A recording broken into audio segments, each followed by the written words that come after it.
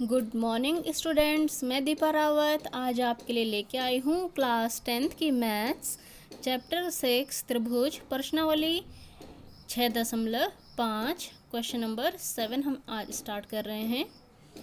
Question number 7 में है बच्चों, सिद्ध कीजिए कि एक समचतुर्भुज की भुजाओं के वर्गों का योग, एक समचतुर्भुज की भुजाओं के वर्गों का योग उसके विकर्णों के वर्गों के योग के बराबर होता है। यानी कि सबसे पहले आपको ये शब्द समझते हैं कि समचतुर्भुज होता क्या है। सम मीन्स बराबर, जिसकी सारी भुजाएं क्या हों, बराबर हों, ऐसा चतुर्भुज जिसकी चारों भुजाएं बराबर हों। ठीक है, एक ऐसा चतुर्भुज जिसकी चारों भुजाएं बराबर हों की भुजाओं के वर्गों का योग, अगर हम उसकी भुजाओं के माप का वर्गों का योग करते हैं तो किसके बराबर आता है, जो उस समचतुर्भुज के जो विकर्ण हैं उनके वर्गों के योग के बराबर आता है। योग मीन्स जोड़, विकर्ण जो हम उसमें विकर्ण खींचेंगे उनके स्क्वायर्स का सम आएगा। ठीक है, तो हमें इसको हल करना है तो हम क्या करेंगे, सबसे पहले हम इसके लिए एक आकृति खींच लेते हैं। आप इसको ऐसे में भी बना सकते हैं, ऐसे पतंग की शेप में भी बना सकते हैं, इससे कोई इसमें फ़र्क नहीं पड़ता। मैंने सिंपल स्क्वायर टाइप में बनाया है। मैंने एक समचतुर्भुज लिया है जिसमें माना मैंने लिखा है कि एक ABCD एक समचतुर्भुज है, जिसमें आपको पता है कि जब समचतुर्भुज है तो AB BC CD DA ये चारों भुजाएं क्या आने वाली हैं, बराबर आने वाली हैं। इसलिए मैं इसको ऐसे लिख सकती हूँ कि AB equals to BC equals to CD equals to DA। और जो इसके विकर्ण होंगे वो कौन से होंगे, विकर्ण मीन्स डायगोनल्स A से लेकर C तक और B से D तक ये लाइन, ये इसके क्या कहलाते हैं, विकर्ण कहलाते हैं। अब हमें पता है कि जो समचतुर्भुज के जो विकर्ण होते हैं वो एक दूसरे को क्या करते हैं, 90 डिग्री पर 90 डिग्री का कोण बनाते हैं और एक दूसरे को समद्विभाजित भी ये करते हैं। यानी कि ये वाली दूरी बराबर ये वाली दूरी होगी, ये वाली दूरी बराबर ये वाली दूरी होगी। ठीक है, और इनके बीच में जो आपस में कोण बनने वाला है वो 90 डिग्री का बनने वाला है। यानी कि आप कह सकते हैं कि इसमें छोटे छोटे से कितने त्रिभुज बन गए हैं, 4 त्रिभुज बन गए हैं। ठीक है, एक त्रिभुज, 2 त्रिभुज, 3 त्रिभुज और चौथा त्रिभुज। तो जब ये 3 त्रिभुज इसमें बन गए हैं, इसमें 90 डिग्री भी बन रहा है, तो हम इसमें क्या लगाएंगे, पाइथागोरस प्रमेय लगाएंगे और हम कोई भी एक त्रिभुज इसमें ले लेंगे कि हम यहाँ से शुरू कर रहे हैं। ठीक है, तो मैंने माना ले लिया, इसमें मैंने त्रिभुज AOB ले लिया। ठीक है, जहाँ पे विकर्ण काट रहे हैं वो बिंदु O है, तो मैंने AOB एक त्रिभुज ले लिया। आप AOD या DCO या COB कुछ भी ले सकते थे, मैंने AOB ले लिया। जब मैंने AOB ले लिया तो इसमें देखो ये 90 डिग्री का कोण है, तो इसके ठीक सामने वाली भुजा इसका क्या कहलाएगी, कर्ण कहलाएगी। ठीक है, ये कर्ण हो गया, इनमें से एक लंब हो जाएगा और एक क्या हो जाएगा, इसका आधार हो जाएगा, है ना। तो इसमें ये कर्ण हो गया, ये लंब, ये आधार हो गया। ठीक, तो इसमें मैंने समकोण त्रिभुज AOB में क्या लगाया, पाइथागोरस प्रमेय लगाया। तो जब मैं इसमें पाइथागोरस प्रमेय लगाऊंगी तो हमें पता होता है कि कर्ण का स्क्वायर बराबर लंब का स्क्वायर प्लस आधार का स्क्वायर। तो AB square equals to AO square plus OB square, ये आ गया पाइथागोरस प्रमेय से। जब ये इतना आ गया तो अब हमें पता है बच्चों कि हमें अब OA और OB तो पता ही नहीं है कि इनकी क्या वैल्यू होगी, लेकिन ये हमें विकर्ण के रूप में पता है कि जो OA है वो AC का ठीक आधा तो है, ये आधी दूरी तो है, ये AO क्या है, आधी दूरी है AC की, क्योंकि आधी ये है और आधी ये है तो ये बराबर पूरी बना रही है ना। तो जो AO है वो हाफ ऑफ AC है, तो OA की जगह में मैं क्या लिख सकती हूँ, AC का आधा और ऊपर स्क्वायर है तो स्क्वायर कर लिया। उसी प्रकार जो OB है वो भी क्या हो जाएगा, BD का हाफ हो जाएगा, जो OB हो जाएगा BD का हाफ का स्क्वायर हो जाएगा। ठीक है, अब ये हो जाएगा AB स्क्वायर इक्वल्स टू, इसको कर लिया हमने AC स्क्वायर, ये AC स्क्वायर हो जाएगा, 2 2 जा 4, 2 का स्क्वायर 2 आ जाएगा। उसी प्रकार प्लस ये कर लिया हमने BD स्क्वायर और 2 2 जा 4। अब मैं क्या कर लूँगी, इसमें सिंपल सा एलसीएम ले लूँगी कि AB स्क्वायर को ऐसे रहने दिया, इसका एलसीएम ले लिया, एलसीएम लेके आगे 4 4 है तो 4 ही आएगा, 4 1 जा 4 और 1 को AC से इंटू किया तो AC स्क्वायर ही आएगा। फिर प्लस 4 1 जा 4 और 1 को BD स्क्वायर से मल्टीप्लाई किया तो BD स्क्वायर ही ये आएगा। तो ये इतना आ गया। अब हम इसका क्या कर लेंगे कि हम इसको वज्र गुणन कर लेंगे, यानी कि क्रॉस मल्टीप्लिकेशन हम इसको कर लेंगे, ठीक है। तो ये क्या बन जाएगा, 4ab स्क्वायर बन जाएगा equals to ac square plus bd square बन जाएगा, ठीक। अब ये आ गया कि 4ab स्क्वायर। अब हमें क्वेश्चन में भाई 4 वगैरह तो ऐसे कुछ बोल ही नहीं रखा है, हमें केवल क्या बोल रखा है कि भुजाओं के वर्गों का माप उसके विकर्णों के वर्गों के योग के बराबर होता है, ठीक है। तो अभी 4ab है, हमें 4 को ख़त्म करना है। तो 4 को हम कैसे ख़त्म कर सकते हैं कि हम इस 4ab स्क्वायर को अगर मैं 4 बार, ये 4 लिखा है ना, तो उसको मैं 4 बार लिख सकती हूँ, है ना। यानी कि ab स्क्वायर को मैं क्या लिख सकती हूँ, 4 बार लिख सकती हूँ। ab square plus ab square plus ab square plus ab square equals to ac square plus bd का स्क्वायर। अब मैंने क्या करना है यहाँ पे, ab स्क्वायर तो हमें चाहिए क्योंकि एक भुजा इसमें ab भी है। अब हमें पता है कि क्या है, ए बी का मान बी सी के बराबर भी है, सी डी के बराबर भी है और डी ए के बराबर भी है, क्योंकि ये क्या था, समचतुर्भुज था, ठीक है। तो ए बी की जगह में मैंने ए बी रख लिया, इस ए बी की जगह मैंने बी सी रख लिया, लिख सकती हूँ। फिर मैंने ए बी की जगह में सी डी भी लिख लिया, फिर ए बी की जगह में मैंने डी ए भी लिख लिया equals to A C square plus B D square. तो यही हमें प्रूव करके लाना था, क्योंकि ये क्या है, समचतुर्भुज की भुजाएं हैं, इनके वर्गों का योग उसके विकर्ण, विकर्ण कौन है, ए सी और बी डी, इनके विकर्णों के वर्गों के योग के बराबर होता है। तो यही हमें प्रूव करके लाना था। बहुत सिंपल है, आप इसको समझिएगा, बहुत इजी ये क्वेश्चन है। अब बढ़ते हैं नेक्स्ट क्वेश्चन की ओर। अब करते हैं बच्चों क्वेश्चन नंबर 10। क्वेश्चन नंबर 10 में है आपका 18 मीटर ऊंचे एक ऊर्ध्वाधर खंबे के ऊपरी सिरे से एक तार का सिरा जुड़ा हुआ है, ठीक है। हमने एक 18 मीटर का खंबा लिया, हम, ठीक है, 18 मीटर का हमने एक खंबा ले लिया। ए बी माना एक खंबा है जिसकी ऊंचाई कितनी है, 18 मीटर है, ठीक है। इसके ऊपर वाले सिरे से एक खूंटा जोड़ा हुआ, एक तार जुड़ा हुआ है, तार जुड़ा हुआ है, तार का एक सिरा एक किससे जुड़ा हुआ है, एक खूंटे से जुड़ा हुआ है, ठीक है। तो खंबे के आधार से जो ये खंबा है ना, इसका आधार कौन होगा, ये होगा। तो खंबे के आधार से खूंटे को कितनी दूरी पर गाड़ा जाए कि तार तना रहे। अब उस तार पे क्या लगा है, खूंटा लगा है, और उस खूंटे को हमें कितना इसके आधार भूमि के खंबे के आधार तक खींचना है कि तार बिल्कुल क्या रहे, तना रहे। तो ये है तार आपके पास, ठीक है। ये खंबा है और खंबे पर क्या लगा है, एक तार लगा है, उस तार पर क्या लगा है, खूंटा लगा है। उस तार को हमें ऐसे खींचना है, उस खूंटे को हमें ऐसे खींचना है कि वो भूमि पर क्या रहे, बिल्कुल इस प्रकार खींचना है कि तार क्या रहे, तना रहे। तो हमें क्या निकालना है, खंबे के आधार से, ये खंबे का ये खंबा ये है, इसका आधार कौन होगा, जमीन।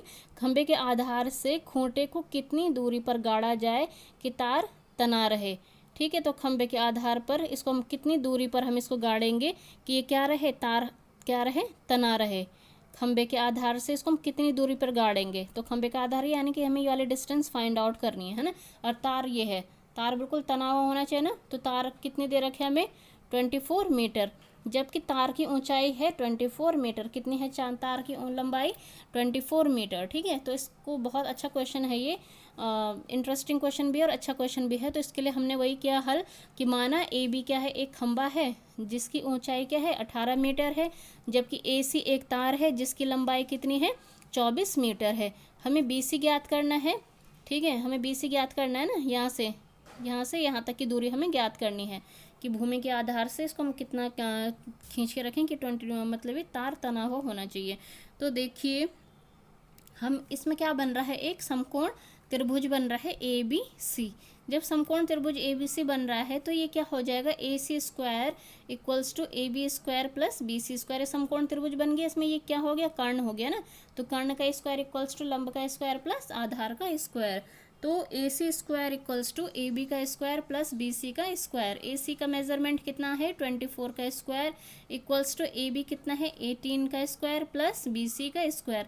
ये 24 को जब आप 24 से इंटू करेंगे ये आ जाएगा आपका 576 इक्वल्स टू 18 को 18 से करेंगे 324 प्लस बी सी का स्क्वायर। अब हमें बी सी स्क्वायर निकालना है तो हम इसको इधर ले जाएंगे, 576 minus 324 equals to B C का स्क्वायर। तो ये आ जाएगा आपके पास 252 इक्वल्स टू बी सी का स्क्वायर। तो अब हमें बी सी स्क्वायर नहीं चाहिए, हमें बी सी चाहिए। तो B C equals to under root 252। तो 252 का अब हमें क्या करना है, फैक्टर्स करने हैं, यानी कि हमें इसके गुणनखंड निकालने हैं और हमें इसका अंडर रूट निकल जाएगा तब, है ना, वर्गमूल निकालना में इसका। तो आप करिए, 2 का भाग दीजिए 252 में तो 126 बार जाएगा, फिर 2 का 63, फिर 3 का जाएगा 21, 3 सत्ते 21, 7 एकम 7। तो अब इनसे क्या करेंगे, हम जोड़े बनाएंगे। जोड़े किसके, अब हम इस अंडर रूट 252 को क्या लिख सकते हैं, 2 × 2 × 3 × 3 × 7। अब इनसे जोड़े बनाइए, इन 2 का एक होगा, इन 3 से 1 होगा, और अंडर रूट 7 के साथ कोई नहीं है तो इस पर अंडर रूट ऐसे ही रह जाएगा, ठीक है। Under root 7 equals to BC, तो 2 3 जा 6 अंडर रूट 7, यानी कि 6 under root 7 equals to BC, यानी कि BC की दूरी कितनी आ जाएगी, 6 अंडर रूट 7 मीटर, ठीक है। तो यही वो दूरी हो जाएगी, ठीक है। तो खंबे के आधार से खूंटे को 6 अंडर रूट 7 मीटर की दूरी पर गाड़ा जाए ताकि तार तना बना रहे, ठीक है। तो ये था आपका क्वेश्चन। अब बढ़ते हैं बच्चों नेक्स्ट क्वेश्चन की ओर। तो आइए शुरू करते हैं क्वेश्चन नंबर 11। क्वेश्चन नंबर 11 बच्चों ये एप्लीकेशन बेस्ड क्वेश्चन है थोड़ा, मीन्स इस टाइप के क्वेश्चंस हम डे टू डे लाइफ में देखने को हमें मिलते हैं। जैसे आपके पास है क्वेश्चन में कि एक हवाई जहाज़ एक हवाई अड्डे से उत्तर की ओर 1000 किलोमीटर प्रति घंटे की चाल से उड़ता है, ठीक है। एक हवाई जहाज़ है और वो एक किसी हवाई अड्डे से उत्तर की ओर मीन्स उत्तर दिशा की ओर 1000 किलोमीटर प्रति घंटे की चाल से उड़ता है। इसी समय एक अन्य जहाज़ उसी हवाई अड्डे से पश्चिम की ओर 1200 किलोमीटर प्रति घंटे की चाल से उड़ता है। 1.5 घंटे बाद दोनों हवाई जहाज़ों के बीच की दूरी कितनी होगी, यानी कि 1.5 घंटे बाद वो दोनों हवाई जहाज़ कितनी दूरी पर होंगे, ठीक है, एक दूसरे से कितनी दूरी पर होंगे। तो देखो हमें क्वेश्चन में दूरी निकालने को बोला है, हमें क्वेश्चन में 2 जहाज़ों के बीच की दूरी निकालने को बोला है। तो सबसे पहले हम इसके लिए एक आकृति बना लेंगे, और ये आकृति जो पूरी बेस्ड है वो है डायरेक्शंस पे, यानी कि दिशाओं पे बेस्ड है। आपको पता होना चाहिए कि क्या होता है हमारे पास, हम अगर डायरेक्शंस देखें तो ये होती है आपके पास नॉर्थ दिशा, ये होती है आपके पास साउथ ईस्ट, एंड ये होती है आपके पास वेस्ट, यानी कि उत्तर दक्षिण पूर्व पश्चिम, ठीक है। तो ये जो जहाज़ है, अगर मैं इस केंद्र को मान लूँ कि ये कोई हवाई अड्डा है, ठीक है, मैंने यहाँ पे आकृति में ये हवाई अड्डा लिया है, तो यहाँ से जो एक जहाज़ है वो उत्तर दिशा की ओर उड़ रहा है, उत्तर दिशा ये है, तो वो जहाज़ उड़ा, वो ए जहाज़ ये है, ये कहाँ उड़ा, उत्तर दिशा की ओर उड़ रहा है, यहाँ पे उड़ रहा है। मैंने इसको नाम दे दिया, ये AB लाइन बन गई, यानी कि मतलब, ठीक है, मेरी B और ये A। यहाँ पे आप O बिंदु भी दे सकते थे, A भी कर सकते, B भी कर सकते, जैसे नाम से इसमें कोई फ़र्क नहीं पड़ने वाला कि आपने नाम क्या दे दिया। हवाई अड्डे को आप O पॉइंट से भी दिखा सकते थे, OAB, मैंने इसको B पॉइंट से दिखा दिया, ये उड़ गया उत्तर दिशा की ओर, तो ये लाइन होगी हमारे पास AB। किस रफ्तार से उड़ रहा है, ये किस चाल से उड़ रहा है, 100 किलोमीटर प्रति घंटे की चाल, 1000 मीटर प्रति घंटे की चाल से, तो 1000 किलोमीटर प्रति घंटा मैंने इसको लिख लिया। उसी प्रकार इसी समय एक अन्य जहाज उसी हवाई अड्डे से, सेम हवाई अड्डे से क्या उड़ रहा है, पश्चिम दिशा की ओर उड़ रहा है। पश्चिम दिशा कौन सी हो जाएगी आपकी, ये वाली हो जाएगी, तो यानी कि इधर की ओर उड़ रहा है ना। और इसकी चाल क्या है, 1200 किलोमीटर प्रति घंटा, 1200 मीटर प्रति घंटे की ये चाल से उड़ रहा है, ठीक है। तो आपको 1.5 घंटे बाद यानी कि यहाँ तक पहुँचा, और ये यहाँ तक पहुँचा, तो आपको 1.5 घंटे बाद इन दोनों की दूरी ज्ञात करनी है, यानी कि आपको AC ज्ञात करना है कि ये 1.5 घंटे बाद कहाँ पर होंगे, कितनी दूरी पर ये होंगे। तो इसमें आपको देखो बच्चों चाल दे रखी है, तो हमारे पास होता है चाल बराबर दूरी बटे समय। चाल बराबर क्या होता है हमारे पास, दूरी बटे समय, लेकिन आपको तो दूरी निकालनी है, तो दूरी बराबर क्या हो जाएगा, चाल गुणा गया समय हो जाएगा, है ना। तो आपको AC निकालना है, मैंने यहाँ पे AC के आगे क्वेश्चन मार्क लिखा है कि ये क्या है, AC क्या है, दोनों हवाई जहाज़ों के बीच की दूरी। यहाँ पे आप लिखना चाहें तो लिख सकते हैं, मैंने नहीं लिखा है तो मैंने केवल AC लिखा है, ठीक। आपको दिया है समय, अब देखो क्वेश्चन में समय भी आपको दे रखा है 1.5 घंटा, तो 1.5 घंटे को कैसे लिख सकते हैं, 1 से 1/2 ये है, तो 2 एकम 2 प्लस 1 3/2 घंटे लिख सकते हैं, ठीक है भाई, ऐसा अब आप लिख सकते हैं। तो जब पहले हवाई जहाज़ द्वारा उत्तर की ओर तय की गई दूरी, क्योंकि हमें तो इनके बीच की दूरी निकालनी है, तो यहाँ पे भी हमें दूरी ही पता होनी चाहिए, इन दोनों के बीच की दूरी और इन दोनों के बीच की दूरी, ये दूरी हमें पता होनी चाहिए और ये दूरी भी हमें पता होनी चाहिए। लेकिन हमें चाल पता है, हम चाल को कन्वर्ट करेंगे, बदलेंगे किस में, दूरी में, ठीक है। तो जब हम इसको दूरी में बदलेंगे तो क्या हो जाएगा, दूरी बराबर मैंने बताया चाल गुणा गया समय।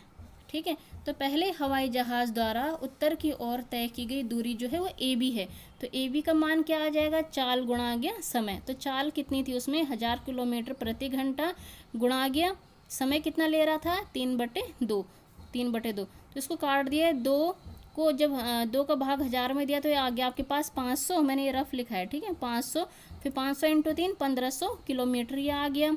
ठीक है, उसी प्रकार दूसरे हवाई जहाज़ द्वारा पश्चिम की ओर तय की गई दूरी सेम हम ऐसे निकालेंगे। अब हमें भी दूरी निकालनी है, हमें इसमें चाल दे रखी है, तो BC निकालेंगे हम। दूसरे हवाई जहाज़ द्वारा पश्चिम की ओर तय की गई दूरी क्या हो जाएगी, BC, ये हो जाएगा आपके पास चाल गुणा गया समय। तो चाल क्या है इसमें 1200 इंटू समय कितना है 3/2। तो ये जब 1200 हो गया तो 2 6 12, तो 600 बार कट गया, ये 600 इंटू 3, तो ये आ गया आपके पास 1800 किलोमीटर। अब ये आ गया आपके पास सिंपल क्वेश्चन बन गया। अभी ये 1500 किलोमीटर आ गया, ये 1800 किलोमीटर आ गया। अब आपको ये वाली दूरी निकालनी है, तो सिंपल इसमें पाइथागोरस प्रमेय लगेगा, है ना। पाइथागोरस प्रमेय से ये क्या बन रहा है, एक समकोण त्रिभुज था ना, समकोण त्रिभुज था, क्योंकि दिशाएं आपस में कैसी होती हैं, 90-90 डिग्री पे। ठीक है, जब ये ऐसा था तो क्या हो जाएगा इसमें AC² = AB² प्लस BC², और आपको यही BC ये AC फाइंड आउट करना है। तो इसके लिए हम लगाएंगे पाइथागोरस प्रमेय। तो इसके लिए हम लिखेंगे कि समकोण त्रिभुज समकोण त्रिभुज ABC में AC² = AB² प्लस BC का स्क्वायर। AB का मान आ गया आपके पास 1500 और BC आ गया आपके पास 1800। ठीक है, तो इसको आपने सॉल्व किया तो ये आ गया आपके पास 15 जब कितना होता है 225, 2 जीरो ये हैं, तो जब इनका स्क्वायर होगा 4 जीरो बन जाएंगे, 1 2 3 4। उसी ढंग से 18 अंक के होता है 324, ये 2 जीरो हैं तो कितने जीरो बन जाएंगे 4 जीरो। ठीक है, इनको ऐड किया तो ये आ गया आपके पास 549,000। अब आपको इसका क्या निकालना है, वर्गमूल निकालना है, क्योंकि हमें AC² नहीं चाहिए, हमें चाहिए AC चाहिए, दोनों हवाई जहाज़ों के बीच की दूरी। तो मैंने इसका वर्गमूल करा 549,000। अब देखो, अब हमें क्या करना है, 00 को तो आप अभी रहने दो क्योंकि सिंपल है कैलकुलेट करने में, है ना। तो आप 549 का क्या निकालिए, वर्गमूल निकालिए। तो 549 का जब मैं वर्गमूल निकालूंगी तो इसमें सबसे पहले किसका डिवाइड जाएगा, 3 का जाएगा, तो 3 183 बार जाएगा, फिर 3 का ही जाएगा 61। अब इसमें किसी का नहीं जाता तो 61 को एज इट इज़ रहने दीजिए। तो इसको मैं लिख सकती हूँ कि 3 × 3 × 61, ये तो 549 के लिए हो गया।